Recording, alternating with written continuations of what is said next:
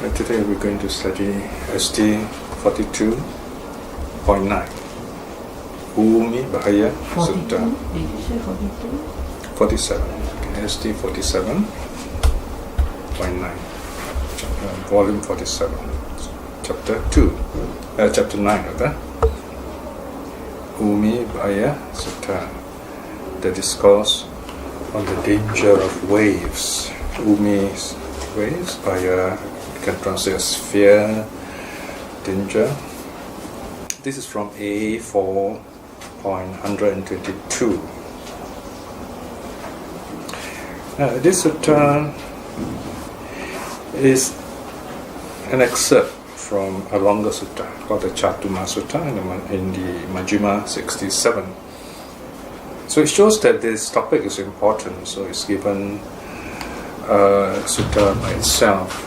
In fact, the sutta is evident, contains 4 topics, and these are 4 parables or 4 figures warning monks to be mindful so that they remain as monks. In other words, how to be a good monk, how to be a good practitioner, how to be a true renunciant. Of course, although such teachings are given to monks, they are also relevant to us, especially if we want to meditate, because meditation is the real form of renunciation. Even for monks who have renounced the world, that is the outer world, the more important renunciation is the inner world, that is the world of the senses, the world of mental defilements and so on. If you study the suttas very carefully and also the commentaries, you find, although the Buddha addresses the monks, it is very clear from the suttas, the context of the suttas themselves, and also from the commentaries, that the word monks, as a vocative, calling word, refers to, yes, they do refer to the ordained monks, they also refer to the nuns, and they refer to meditators especially. Buddha Gosha, in his commentary to the Satipatthana Sutta, even goes to the extent of telling us that when a person meditates, he attains bhikkhu bhava. Bhikkhu bhava means the state of a monk, if you like, something like monkness, if you like, yeah? Or a better term would be renunciation itself.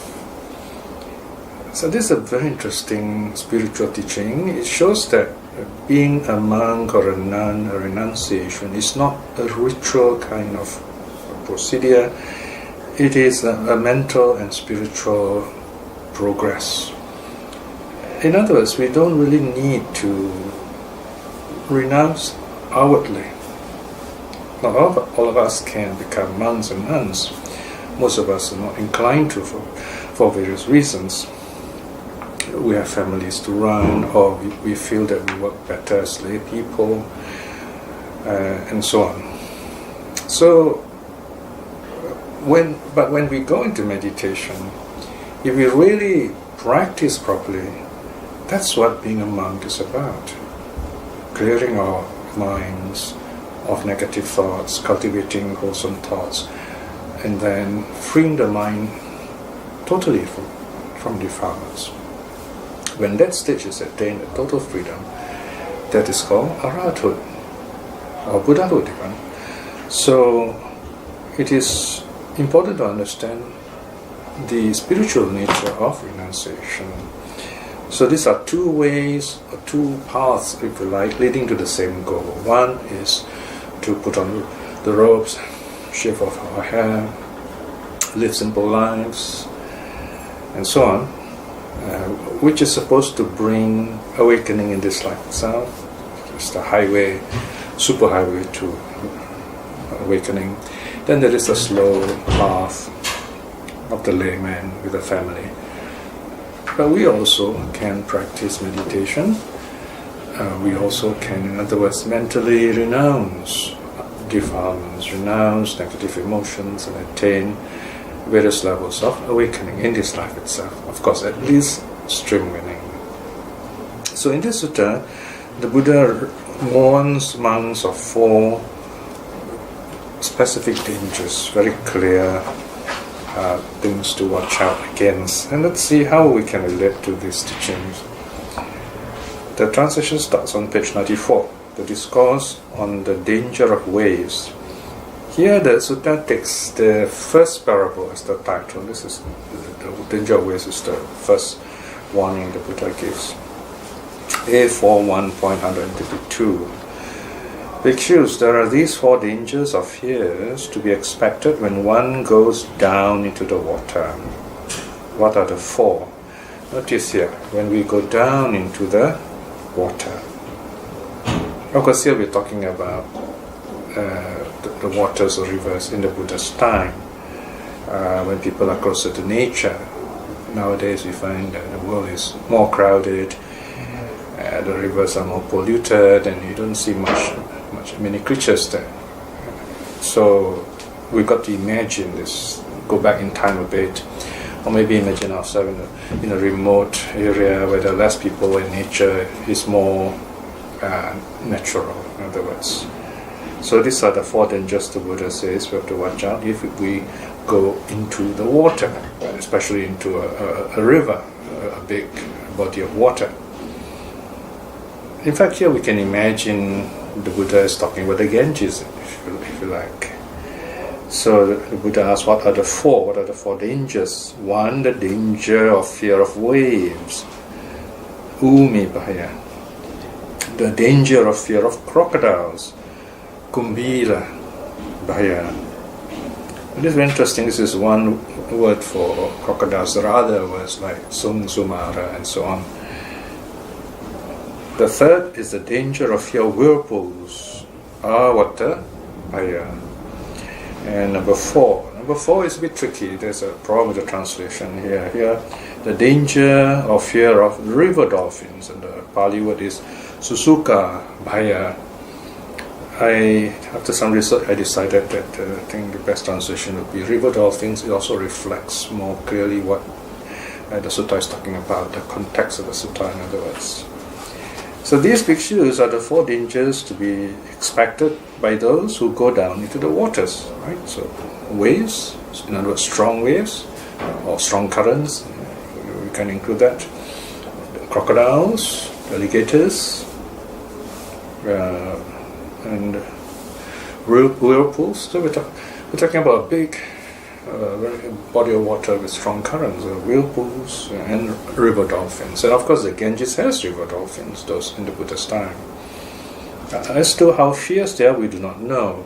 Okay, but I don't think dolphins eat people, but then again we do not know how the Ganges river dolphins behave. Okay, so even so, there we see that even so, that Mr. Buddha is now going to move on from the worldly examples into what he intends to teach us.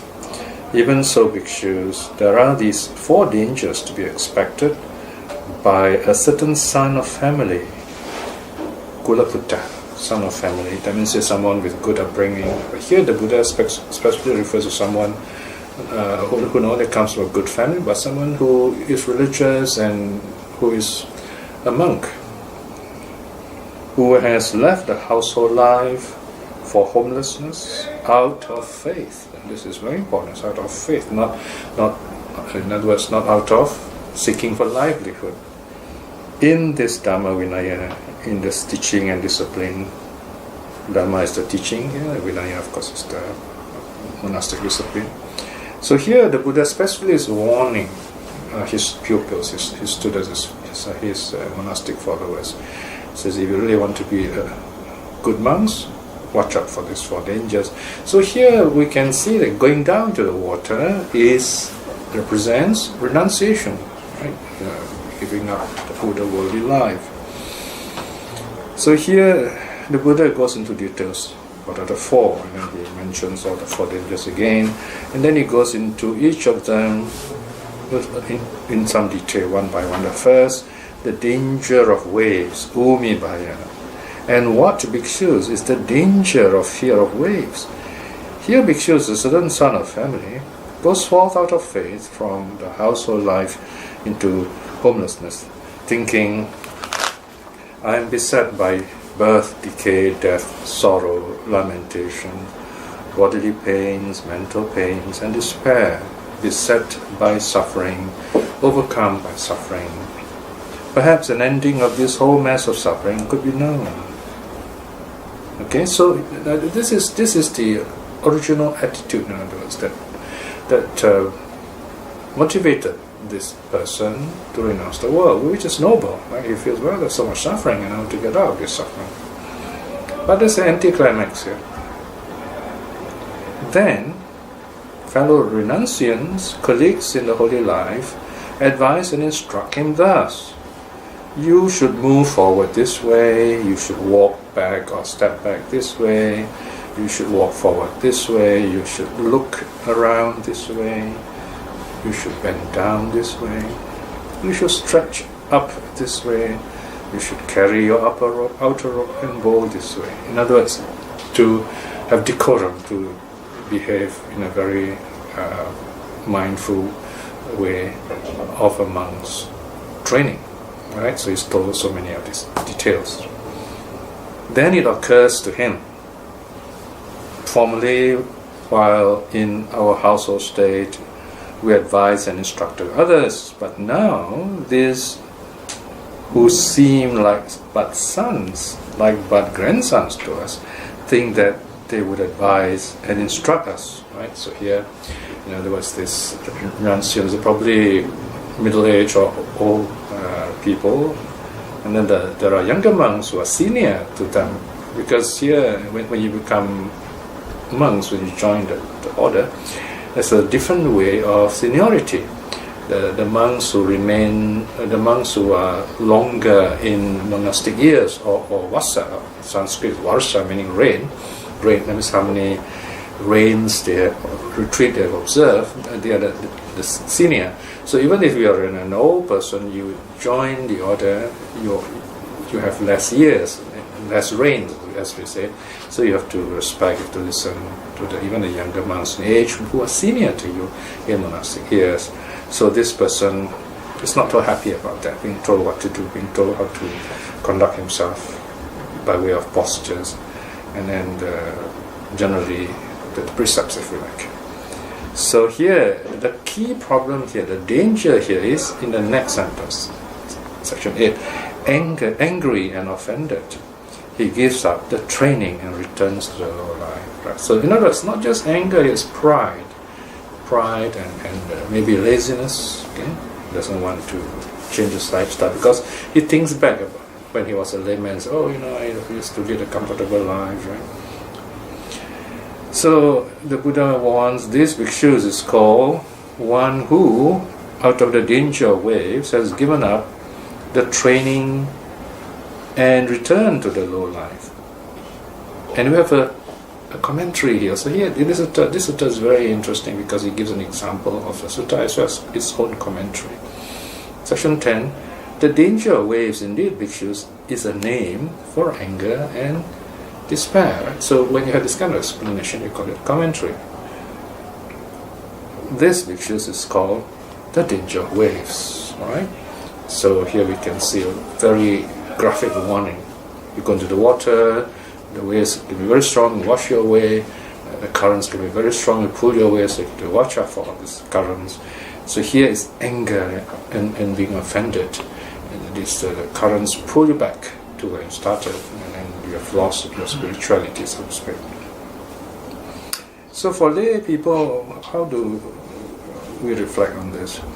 Well, we decide to be Buddhist, we decide to do meditation or keep the precepts, but then after a while, when we are told we have to do this and that, we find it a bit too troublesome. So we expect practice to be easy, and maybe it's just an appearance of doing things but not really practice. But in other words, we have to really find out exactly what to do the proper way. And we are diligent. The key word here is diligence. In other words, we are not afraid to listen to instructions, to spend time, to in other words, to even struggle with difficult mental states, we don't give up. So that is why in a number of suttas, like the Appamada Sutta, the Buddha says, what is the one dharma, what's the one thing that's the most important in all the teachings? That one thing is Appamada, right? Or Apramada, that is, if we translate to English, it is heedfulness, diligence. Okay, so in other words, don't give up. Go on practicing it, because as in the Dhammapada it is said, drop by drop, water fills the pot. There are two teachings. One is do not look down on small evil and say, oh, it's just a small action. The result can build up and have a very negative, big impact on us. Same thing also, do not look down on small efforts of goodness, because those efforts will build up bit by bit, and then you will see, you will enjoy the good fruits of your own good action, right? And then the second danger. And what bhikshus is the danger of fear of crocodiles, kumbila bhaya. Here again the Buddha goes through and explains that someone becomes a monk, and yes, this, the intention was good, of course. He says, well, there's a lot of suffering, I want to get out of it. But then, section 15, fellow renunciants, colleagues in the holy life, advise and instruct him thus: this can be eaten by you. This should not be eaten by you. This can be consumed by you. This should not be consumed by you. This can be tasted by you. This should not be tasted by you, or cannot be tasted by you. Eating should not. It's a better translation, yeah? So this can be drunk by you. This should not be drunk by you. So here you have four words for taking food: eaten, consumed, tasted, drunk. Right? So these are four ways of eating. It's very interesting how the ancient Indians kind of see the way we eat. Okay? So eaten, of course, is chewing, kind of lumps of food. Consume is something like you have to put in your mouth and do something to it. Tasting is like something, like chili, just a little bit. And then drunk, of course, is liquid. Right? So tasting also includes ice cream. So there's different ways we eat, 4 different ways. Okay. So in other words, section 16 says the instruction from the Vinaya: you should eat what is allowable, you should not eat what is not allowable. So same thing with consume, drink, and so on. Right? So in other words, all this regards meals. There are restrictions about meals, so, and this person is not happy. Too many instructions. So he recalls his family life. So this is the danger, recalling what we were before, the enjoyment we had before. So section 18 says, formerly, while in our household state, we ate what we wish, we did not eat what we did not wish, we consumed, we tasted, we drank whatever we like, and so on. Right? So in other words, we can eat any time also. Right? So it thinks in that way. And then section 22. Now, when faithful housemasters give me exquisite food, hot and soft, during the day, at the wrong time, or outside the right time, that is called vikala, it seems as if they have put a gag over my mouth, right? So here this person feels restricted. So, oh dear, it's like they have closed out my mouth. I can't eat. So he's very upset. And as a result, he gives up the training and returns to the lower life, back to the lay life. So this bhikshus is called one who, out of danger or fear of crocodiles, has given up the training and returned to the low life. So here, attachment to food is compared to a crocodile. It's very interesting, right? I mean, crocodiles swallow their food whole and they eat humans even. Right? So here, the Buddha gives a commentary to section 35. The danger of crocodiles, indeed, bhikshus, is this name for belly filling, right? Or gluttony. Gluttony, right? Thinking too much about food. Right, so remember the first one is being told what to do, what not to do, comfort, right? First warning. The second one is about food. Now comes the third one. The danger of whirlpools. Avatabhaya. And what, bhikshus, is the danger of fear of whirlpools? Okay, the Buddha begins by saying again, someone renounces the world out of faith. He wants to get out of suffering. But then something happens. Okay, section 30. Then as one gone forth, having dressed himself in the morning, taking bowl and robe, he enters a village and market town for alms. With body unguarded, with speech unguarded, with mindfulness unestablished, with faculties unrestrained. There he sees a house lord or a house lord's son endowed and replete with the 5 cords of sense pleasures, reveling in them. Okay, so here he's not mindful. So when he goes for alms, as monks should do every morning, he goes into the market, into the town, into the what I call inhabited areas to collect alms food. He's not mindful at all. Okay, so in other words, he's looking around, and so he notices worldliness. Usually monks, when they go out into the world, they're still restrained. They're looking down in front of them, about 45 degrees down. Traditionally it is said he looks down on the ground a plow's length ahead, an Indian plow. So he looks down on the ground, he doesn't look around.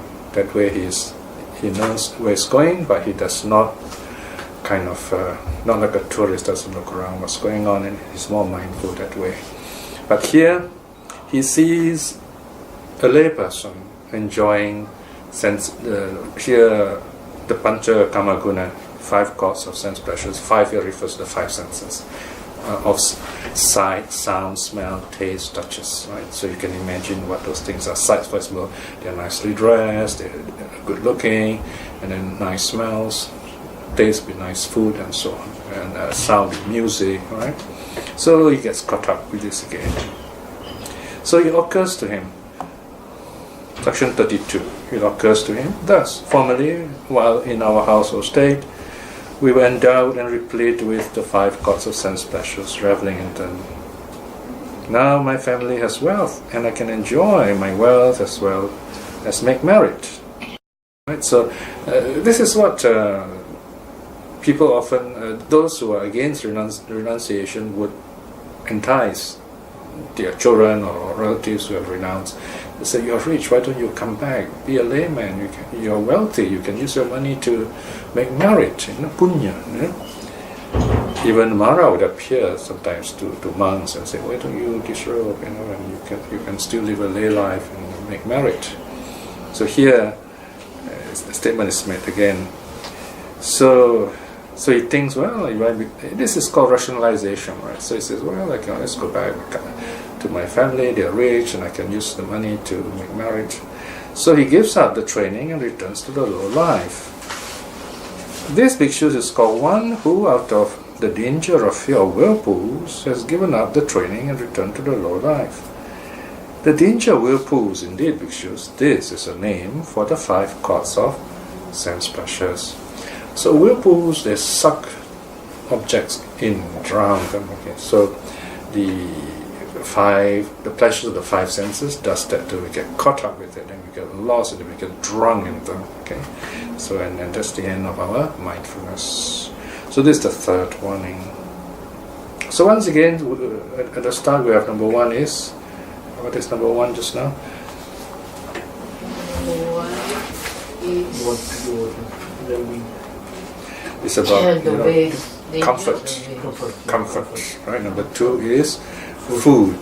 This one is pleasure. Okay, so these are the 3 warnings. Now comes the last one. the danger of river dolphins. Right? So here again the Buddha starts off in the same way. He says there is this person, he has become a monk out of faith, he was got out of suffering, but then he dresses himself as a monk and he goes into the market town, into the villages to collect food, but he's not mindful, okay? With body unguarded, speech unguarded, with mindfulness unestablished, with faculties unrestrained. There he sees a woman, scantily clad, scantily clothed, scantily dressed. This is quite a common scene in the Buddha's time. Well, I suppose in a sense even today in the villages you see women dressed quite simply, and normally the weather is quite warm, so you often can see their belly, it's quite normal. But of course for a monk who's supposed to be mindful, such visions can bring back memories of their lay life. So that this is what the sutta says actually. Section 44. Having seen that woman scantily clothed, scantily dressed, lust corrupts his mind. Meaning he recalls his own life as a layperson in his family. On account of his mind being corrupted by lust, he gives up the training and returns to the low life. This bhikshu is one who, out of danger, out of fear of river dolphins, has given up the training and returned to the low life. The danger of river dolphins, indeed, bhikshus, is a name for women, right? So this is the last warning, women. Now here we have to be very careful. The Buddha is not saying anything against women, but he's saying that for monks, women can be a distraction. So in other words, the monk has always to keep a clear social distance from women, otherwise he might be distracted. So here the problem is not with women, it's with the monks, okay? So basically the monk has wrong views about the women, then of course he will be distracted and he will recall very negative memories.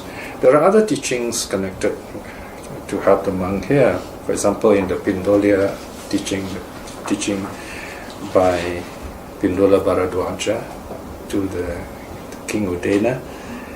King Udena asks the monk Pindola, he says, how do you monks, I mean you're young monks and still in the prime of life, how is it that you're so calm and you can go on meditating and you can practice without being distracted by the world, by pleasures and so on? So the Pindola gives a series of teachings, but there's one teaching which is very helpful. He tells the king that the monks are instructed to regard younger women as daughters, women around the same age as sisters, and women who are older as mothers. This is called in our own time what is called socially appropriate relationship. Socially appropriate relationship, especially for a monk. So you relate to others as part of your spiritual family. When the monk leaves the biological family, the small little family defined by blood, he becomes a monk. By renouncing the world, he actually adopts a bigger world. In other words, everyone becomes his family. Because of that, he can have relationships with them. This is a very interesting way of looking at things. Here, for example, in another sutta about rebirth, the Buddha says we have gone through so many rebirths, countless rebirths, that it is impossible to say we have not been brothers and sisters to one another, mothers and fathers to one another, uncles and aunts, and so on and so forth. We are somehow related. We are one big human race, right? So renunciation is not actually giving up the family. It is accepting a bigger family and working towards awakening in this life. So here, the Saswana is warning against improper relationship. Of course, for a nun, it would be another man, okay, not to be distracted by a man. So there you are. These are the four. So we have four warnings. So we gave the first is against comfort, against thinking. The one is the first one is about. You can say comfort because it's supposed to walk this way, sit this way, conduct himself that way. Something like he says, "Oh, this is so problematic," and he says no comfort. Number two, about food, right? So say, well, when I was at home, I can eat anything I like those days. And the third one is essential pleasures, right? Enjoying anything he wants. And the third one, of course, very specific, is about women. So these are the four basic things that Buddha wants, especially new monks. Not necessarily young monks, but new monks. Those are newly ordained. So the Buddha, the Sutta concludes, section 49. These bhikshus are the four dangers to be expected by certain sons of family who have left the household life for homelessness in this Dhamma Vinaya, this teaching and discipline. Notice from this sentence you have some idea. They have just left. They are new to the training, so they're still not used to the holy life. They still have to practice mindfulness, especially cultivate spiritual friendship, go into solitude. Right? The Blessed One said this, the monks joyfully approve of the Blessed One's word.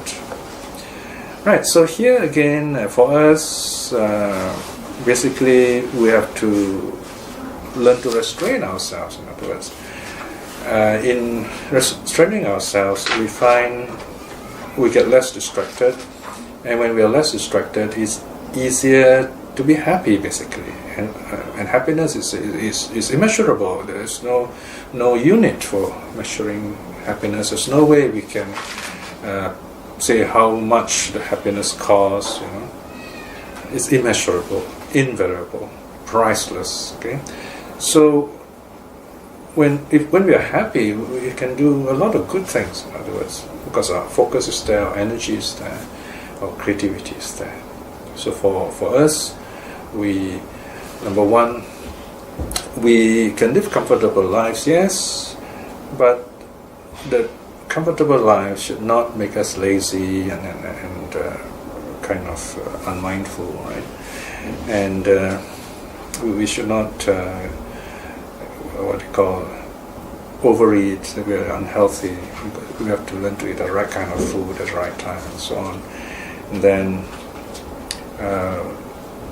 we can enjoy sensual pleasures, yes, as lay people, but then again we have to know when to stop. This is very important. The precepts basically is about when to stop. Okay, you go into certain pleasures or such you enjoy, but you stop, and that is really called enjoyment. When you do not know when to stop, then the pleasure is controlling you. It's just like good food.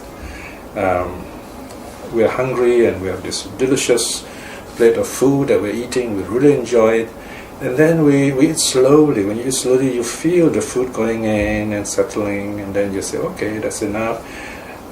In Singapore, they try to measure. They say, okay, eat up to 80%. I'm not sure how it's 80%.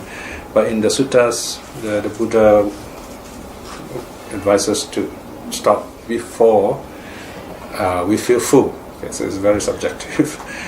Elsewhere, it is said like before, like maybe a few mouthfuls.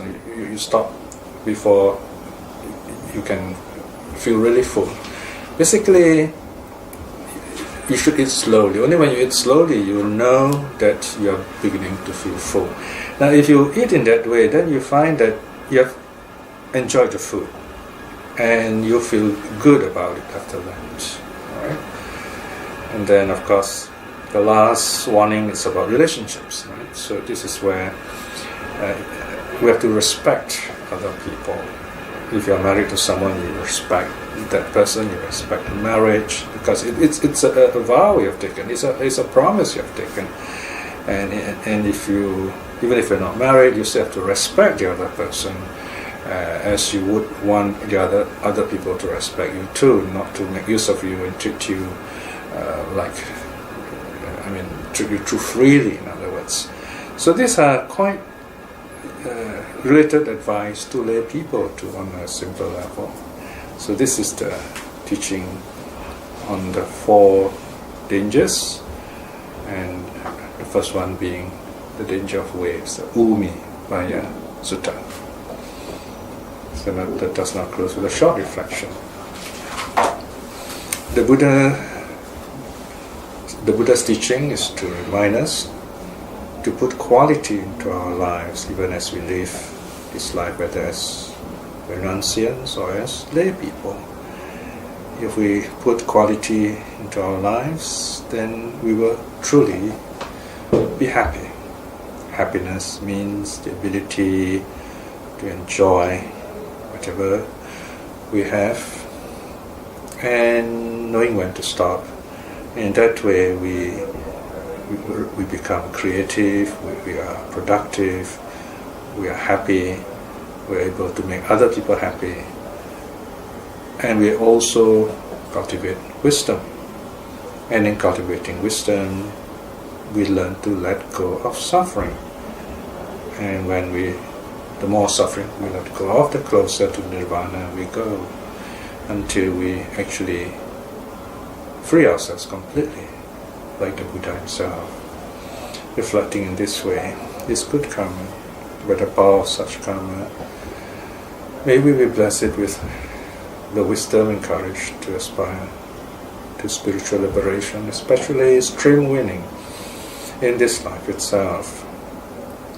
By the same token, through the power and our faith in the 3 jewels, let us send out our loving kindness to our loved ones, to those who have been kind, supportive of us, and to those who are doing good work in the Dharma, spreading it, teaching it, practicing it. May they be well, may they be happy. And to those who are still struggling, still seeking the truth, may they see the Dharma in this life itself too. May all beings be well and happy. Sadhu, sadhu, sadhu.